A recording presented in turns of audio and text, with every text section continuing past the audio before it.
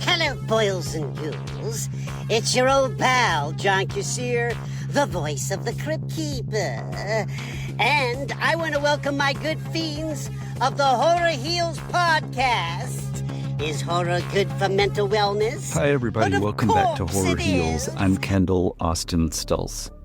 Before we get into today's conversation, I need to confess something. Rocky Horror has been a part of Corey's and my relationship almost from the very beginning. On our first Halloween together, Corey was Eddie and I was Frank-N-Furter. We weren't the kind of people who bought costumes from a store. We spent weeks making them. We obsessed over getting every detail screen accurate. We did our own makeup. Corey destroyed a perfectly good leather jacket to make Eddie's vest, cutting off the sleeves, hot gluing cheetah print to it, adding the lettering and the bone on the back. By the time we were finished, it looked like it had rolled right off the movie set. We wore those costumes to a Halloween party and then to a midnight Rocky Horror screening at the Tivoli, which is a theater in St. Louis. Somehow we managed to take second and third place in the costume contest at the theater, and to this day we still have a Rocky Horror display in our TV room. For us, Rocky wasn't just a movie, it was creative, it was self-expression, it was community, it was finding people who loved the same weird things we loved. That's one of the reasons we're so excited about today's guest. Corey is talking with Linus O'Brien, son of Richard O'Brien, and director of the documentary Strange Journey, the story of Rocky Horror. The film explores how a quirky little stage musical became a global phenomenon that's helped generations of people feel seen, accepted, and celebrated exactly as they are. Because if there's one thing Rocky Horror has always reminded us, it's that sometimes the things that make us different are the very things that connect us. And around here, we always ask the same question. Is horror good for mental wellness? Of course it is. Here's Corey with Linus O'Brien.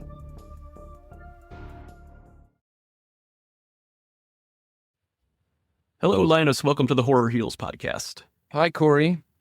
I imagine today must be a pretty exciting day. We're recording this on the day that your documentary is available for streaming. Yes, and tonight is a big event, correct?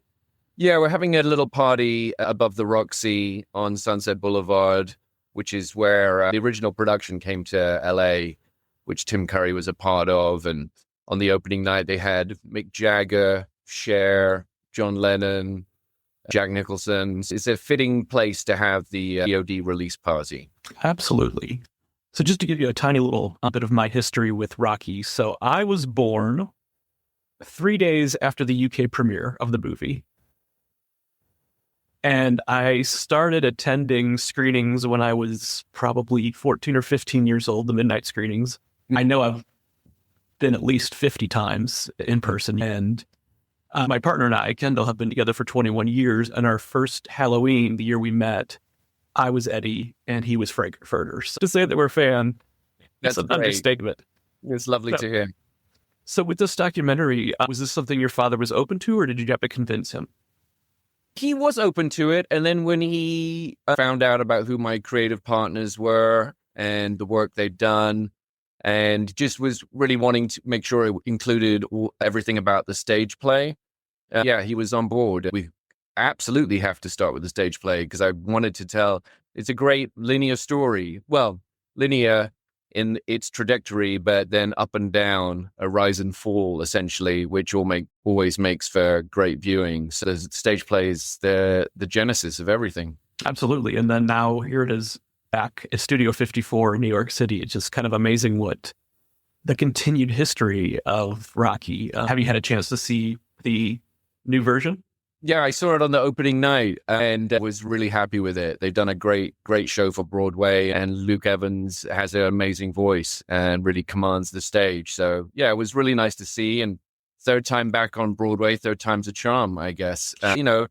It's the longevity of it is quite hard to believe. I guess it speaks to the uniqueness that Rocky is, the way that it pleases people on so many levels, whether it's the community or the connection they find in the midnight screenings to the stage play, and then also a testament to the soundtrack and the musical and the music from it, which sometimes I feel gets a little bit overlooked because of all the other bombastic elements, which are fantastic, but the music is what sustains. And I've always said that you never get tired of listening to your favorite album.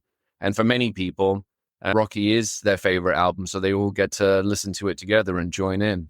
Science fiction double feature is one of my favorite karaoke go-to songs. So amazing. So how did you approach your father about, this is what I want to do, this is my vision? And what was his feedback? I just sent him a few emails, and it was just a little bit of correspondence. And then once he was on board, he signed a contract with the production company, Margot Station, and we were full steam ahead. We went to New Zealand in October 2023 and started the shoot from that moment on. You posted something really interesting today, which I didn't know existed, but there are actually, your father has written several direct sequels. Yeah, to Rocky's story. Can you just give us a little taste of what those stories are like? They're everything that you would imagine they would be. It's funny because people go, oh, really love to see this, and I'd really love to see that. And there's elements of everything people are thinking of in the scripts because there's so many of them. So it was nice to kind of tease the fans and then put a comment about the VOD release to get people's attention. I'm not sure if anyone will ever see them or whether they'll ever get produced, but it was nice to kind of just put them out there and let people see the titles, because I thought the titles are also very amusing. It's fascinating that this has been such a large part of your father's career, and that he was thinking about the future of Rocky and not letting it necessarily stop with the live show and the movie. A lot of people don't know that the first script he wrote, Rocky Horror Shows His Heels, was written with a lot of the songs, if not most of the songs that were in Shock Treatment. So they were taken from Rocky Horror Shows His Heels and put into Shock Treatment. So yeah, that's a tidbit that I don't know if many people know. And the songs from Shock Treatment are very good as well. So probably the strongest thing about Shock Treatment. It's amazing how prescient my dad was when he wrote Shock Treatment. He could see what American TV was becoming like and America's relationship to TV. And he also foreshadowed influencer culture and also the online therapy boom that's happening right now. So he has a real way of seeing things that other people don't see. And that was definitely true about Shock Treatment. Yeah, it's very, very prescient. It's worth revisiting today for sure. Going back to your early days, what is your history with Rocky going back to your childhood? I saw it, the original stage production transferred from the Royal Court Theatre, a theatre upstairs where I only had 60 seats and was only meant to play for 3 weeks. And it transferred down to the Asoldo Theatre, which became the Kings Road Theatre, which was just down the road. Kings Road, for people who don't know, in the 70s was the place to be. Carnaby Street in the 60s was the street in central London, and then Kings Road became the street. And you would spend your weekends, your Saturdays, strolling up and down the Kings Road, looking at all these different, like you're looking at punks and teddy boys and hippies. And it was like a real happening. And so to have Rocky on the Kings Road at that time, it was super hip. And I saw it there when I was probably 4 or 5 years old. They let me sit up in the balcony where they had all the lighting equipment and control the lights around the proscenium with this switch, which I thought was, at 4 years old or 5 years old, I thought was fantastic. And the theater was very immersive. So as soon as you walked into the theater, the actors in the show would be dressed up in these disheveled suits with like a kind of frosted clear mask on so you couldn't see their face, and they would lead you silently to your seats. And there was a real air of like foreboding in the theater. So the show started before it even began. That's my earliest memory. And then seeing the film was probably, it's not the first time I saw it, but the first time I saw it with a massive audience was at the Beacon Theater for the 10th anniversary in New York. That was lively because you're looking at like late 70s, early 80s kind of New York, which was just fascinating. All the movies that you see from that time, Midnight Cowboy and Serpico and all that stuff, that was the vibe, or at least the feel of New York City. So those are my two probably strongest, earliest memories of Rocky. Is there a character that you've felt more drawn to over the years? Has that changed at all?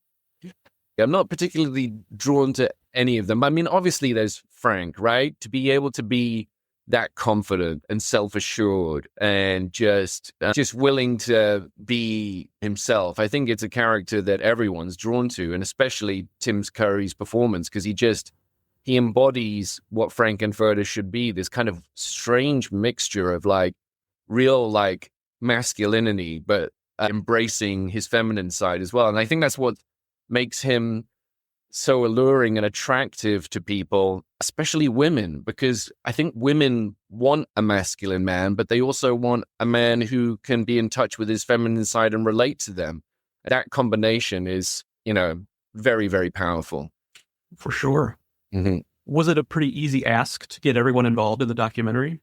It was very easy. We didn't have any kind of pushback from anyone. Everyone wanted to be involved. I think I had a relationship with Nell, Pat, and other people in the cast until my teens. And Susan Sarandon apparently remembers me coming to the set and stuff as a very small child. And so, yeah, it was very easy and everyone was very happy to be a part of it. And we have everyone in the documentary.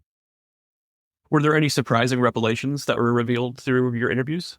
The first one that really stood out was Pat Quinn kissing Meatloaf and her story about that. Thought that was very funny, and I'd never heard that before. One of the moments, which is actually my favorite moment in the documentary, is when my dad talks about seeing it for the first time with the film, for the first time with an audience, I think in New Jersey at a convention. And he talks about seeing Dory Hartley, who is a Frank-N-Furter impersonator at the 8th Street Playhouse, at the bottom of the stage, mimicking the movements of Tim on stage in I'm Going Home. And her silhouette was the same size as Tim on the screen, and the audience was singing the refrains. And it gives me chills when he talk about it. When he did it for the interview, it gave me chills. And then when we cut it together, we found the original footage from the first convention, and we're able to cut his story together with the original footage. So when I see that moment with an audience, I'm getting goosebumps now. When I see that moment with an audience in the theaters, on the festivals, and with our theatrical releases, it just gives me goosebumps. And what I love about it is it really conveys the uniqueness of what the midnight screenings are like, with the shadow cast performances, the audience. It's like, as my dad says, live theater, live audience, and live cinema coming together in a way that he had never seen before, and it hasn't happened before. I mean, the word unique gets thrown around a lot, but Rocky is very unique in that regard. It's the longest running theatrical release in film history, and second place isn't even close. So it definitely stands out in the fact that there's nothing else like it. Did he embrace the audience participation from the get-go, or was that something he had to learn to love? He's always been bemused about it and perplexed about it. He's very happy that it brings people together in the way that it has, but he just doesn't understand it. He doesn't understand how something that he wrote just for fun, as he says, from the mind of a 13-year-old, could end up having this effect on the community. When Rocky was at the Royal Court Theatre, I think there was a mandate at the Royal Court Theatre, especially the main theatre downstairs, that they were trying to put on what they would call muscular theatre. Things like plays from Tennessee Williams and Arthur Miller, that kind of theatre, because, that's what they wanted to do. And I think they had a survey that asked what play at the Royal Court Theatre would you like to see on again, or has been very important. Rocky Horror was the play. And I think it was a bit to their chagrin, really, because I think they want to be seen as being serious and worthy and all the rest, which is great. My dad is a huge fan of Tennessee Williams. You've actually met him at the Kings Road Theatre. So yeah, he loves all that stuff. But it's funny how Rocky, because it's not trying to send a message, it's actually endured more than most plays of its time. Hey, it's Corey, just pausing here for a second. As I was editing this episode, I remembered an interview I did with Patricia Quinn several years ago, and she had so many wonderful stories about Rocky, and I was able to dig up that interview and clean up the audio a little bit, an opportunity to share a little taste of more Rocky with listeners. So here's me with Patricia Quinn. And those lips. And I'm just curious, how many fans have tried to get you to kiss them with those lips so they can have your lips tattooed on them, since they're so famous? I know that's true. Has anyone ever done that? Asked you to do that? Yeah. Yeah? Exactly that. I was in Australia and this boy was in a wheelchair and I don't know what was wrong with him. He was such a gas, this boy, so good looking. And he had bird was wagging about. I don't mean to be, really good looking boy in a wheelchair. You've never seen anyone move a wheelchair like him. Yeah. Brilliant. And he said, he said, listening to you, I have to do Australian. I can't do it. Australian, I'll get mixed up. He said, listening to you, talking was like I dropped acid. He said, I could just, because he, talk like that. He could live all day, Miss Gwen. And then it was so sweet. He came to my table and he bought a whole stack of, white paper, the thing, because he wanted his photo taken with me. So he gave this to the guy. Said, could you hold that paper? Bought this. So it's clean paper for you to do your lips because I want a tattoo. I said, okay. I thought, I better get a good lipstick on. Or maybe I could get some, is it collagen, quick? Plump them up. So, and actually, it was kind of slightly cardboard, the paper, but it didn't work. I've been kissing pictures all weekend. I'm lipped out. But he was adorable. And I said to him, where do you live? He said, by the casino. I said, of course you do. I had not seen the movie until I saw it at a midnight performance. I remember seeing the VHS box at the video store, and I was intrigued by it, the lips, of course, and it's in the horror section. Mm-hmm. I don't know that I would necessarily call it a horror movie, but it does cross genres for sure. But I think I was a little scared of it and not really knowing what to expect at that first midnight screening. How would you describe, what is that atmosphere? What is that vibe? Well, the interesting thing about it, it's got such a good opening, right? When the lips appear on screen and it's very trippy, right? These disembodied lips to this, very androgynous voice. It just sets the table for what's about to come. And the crossing of genres, the homage to 50s B movies, 50s rock and roll. One of the main reasons people love it so much, or at least get into it so quickly, is because it deals with two very familiar tropes. It's the story of Adam and Eve, essentially, with Brad and Janet being Adam and Eve and Frank-N-Furter being the snake, and Mary Shelley's Frankenstein. So we all know those stories very, very well, going to the spooky house and everything. And so people are really on board before it's even like 5-10 minutes in, because they are Brad and Janet going into this house in this world. So it makes it very easy for people to get on board, but then it's subverting those stories in a very unique way. So vibe is electric in the theaters as soon as the lips appear. Do you prefer the riffraff outfit that we see through most of the film, the tuxedo, or do you like the gold outfit at the end better? I don't know, actually. He's just a very interesting character. My dad plays him very well. I think my dad's mandate has always been play it as seriously as possible. Play it as if it's like Shakespeare, and then it gets even funnier. Right. And so I think that's what he tried to do. There's that very funny scene where I think it's during the time warp where he's very dismissively and casually trying to offer a donut to Brad and Janet, and it kind of gets lost.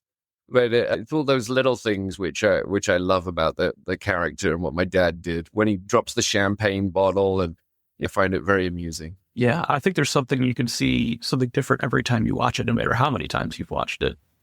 Yeah, right. Is there a particular audience callback line or action that you love that tickles you? There was one, it was very funny, and it had to do with my dad, actually. There's that scene where Patricia Quinn at the end, Magenta says, "They liked you." And then someone from the audience shouted out, "Go for the Oscar." And then my dad delivers the line, "They never liked me," in a really like strong way. And so I really loved that because it was good timing. Yeah. Love at the beginning during Damn It, Janet, when your dad drops the pitchfork and somebody from the shadow cast gets down and gets stabbed. Yeah, I love that too. That one did pop into my mind as well. I really enjoyed that. I think what's so special about the play and the movie is that, and why I think it's endured and why it's had this life of, it's almost, you can watch the movie, but then you need to watch the movie with an audience as well. And it's the creativity and the cleverness, I think, that just goes back to the very beginning. I think it was like people taking it to the next level. Like, well, Richard gave us this, and we're going to take it to the next level. Yeah. I think one of the things that's quite interesting that kind of came out, made itself clear almost when we'd finished the documentary, is my dad talks about the 3-week rehearsal period before it made its debut at the theater upstairs at the Royal Court. He says that the rehearsal period was so joyous and so fun that joy and fun was spreading to the theater downstairs. And then also word of mouth got out around the theater community, the rock and roll community, that there was something special happening here. And I think that joy and spirit has kind of imbued Rocky with what it was and what it's become. And it has like ripples on a pond where you throw a stone. That joy and love has spread throughout the shadow cast and the general public. So even though they might not be aware of that joy that was in the rehearsal period, they're feeling it. And I think those shadow casts are an extension of the joy of that rehearsal period. So the movie and the show has obviously been embraced by a lot of communities, but the queer community absolutely has embraced Rocky. How does your father feel about that, the movie and the show being so important to us? It was interesting because I think he's always kind of known it, but not to the degree that he should have necessarily. He said something in an interview recently and someone asked the same question and he was like, well, actually, I think it's through the documentary which I found out more than ever. It's a great thing for me personally and the team to hear that because he's always been a bit dismissive of his work, which does frustrate me. So to be able to celebrate him and the fans and the LGBTQ community and how it's been so supportive to them, it's been a great joy. I think Rocky, at the end of the day, will be remembered for many things, but I think it's the community and connection that it has provided to everyone. Anyone who's felt a bit different or lost or marginalized, or I think it's really provided a place where everyone can let their hair down and find other people like them, you know? And so it's a great joy and a gift. I'm happy with the documentary to just be a small part of supporting that legacy. Yeah.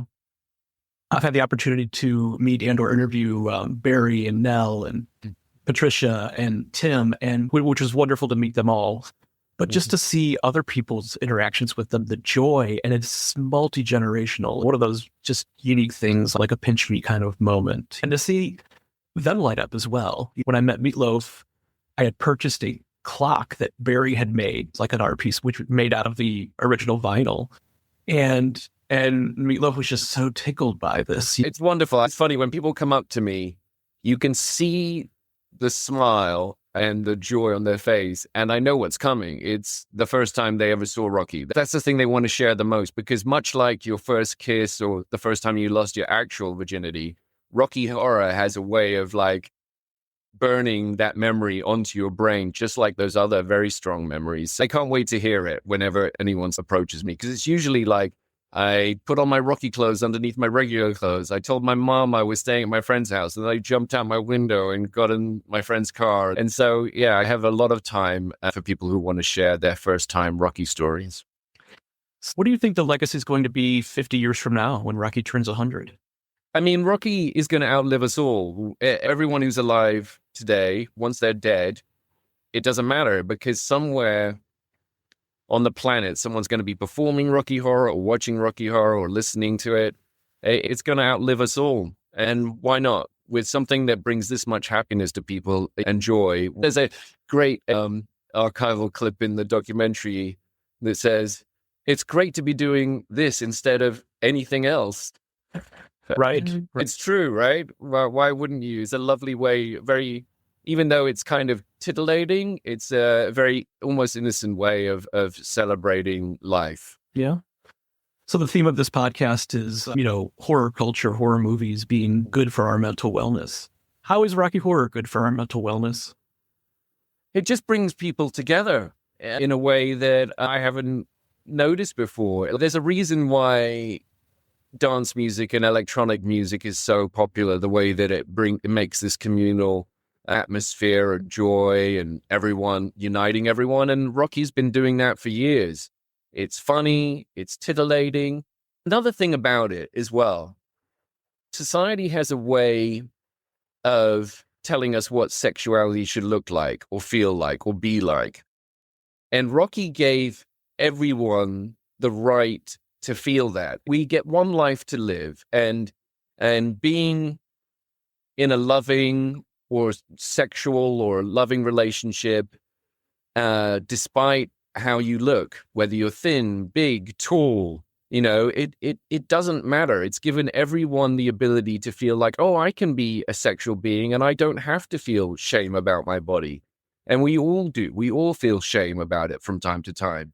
And so that's another gift that Rocky has given the world, is that you're allowed to feel like that you can share love and there's no shame about it. Definitely. So the last question that we typically ask on the podcast is, who is your favorite final person, the survivor in a horror movie? But I'm curious, who is your favorite survivor of the Rocky Horror Picture Show? Because we have several. I don't know if I have a favorite, but Rocky is also maybe about the death of the American dream in a way, or at least this kind of awakening from the 50s to the 70s, right? Brad and Janet kind of embody the 50s couple, all innocent and wide-eyed and, going through life like they feel like they should. And they get thrown a big curveball and they're shown, well, life can be like that, but it can also be like this. And so that's an awakening, which I hope most people can figure out early on in life. And so you don't get to like 60 or 70, like, oh no, this is what life could be like. So I think Rocky it was a wake-up call for some people. And I like to think that Brad and Janet have been changed for the better, even though they've been through what some would describe as a very uncomfortable weekend at the house. That's very fair to say. Well, Linus, I so appreciate you making the film and being willing to come on and talk about it. I hope it's does very, very well. I can't wait to see it. I love Rocky, and just to be able to watch your dad talk about this truly historic project is very exciting for me. Well, I can't wait for you to see it, Corey, and thanks for taking the time to chat with me. Of course. Wonderful. Thanks for listening to this episode of Horror Heals. One of my favorite moments from Corey's conversation with Linus was hearing him talk about the joy at the center of Rocky Horror. Not just the movie or the music, but the joy that spread from those early rehearsals into the audience, into the midnight screenings, and eventually into an entire community. I think that's part of what Corey and I connected with all those years ago in 2005 when we were spending nights covered in makeup, hot glue, and costume pieces scattered across the living room floor. We weren't just recreating characters we loved, we were becoming part of something bigger than ourselves. Rocky Horror has always been a place where people who feel different can show up exactly as they are, whether you're queer, awkward, anxious, artistic, introverted, or just a little weird, there's room for you. That's a powerful thing, and it's one of the reasons Rocky has endured for more than 50 years. If you'd like to learn more, Strange Journey, the story of Rocky Horror is now available to rent or purchase on Amazon Prime Video, Apple TV, and Fandango at home. The documentary is a wonderful love letter to the cast, the fans, and the community that helped turn Rocky Horror into a cultural phenomenon. It also gives Richard O'Brien the chance to reflect on a legacy that continues to bring people together decades later. Until next time, the monsters aren't always what hurt us. Sometimes they're what help us heal.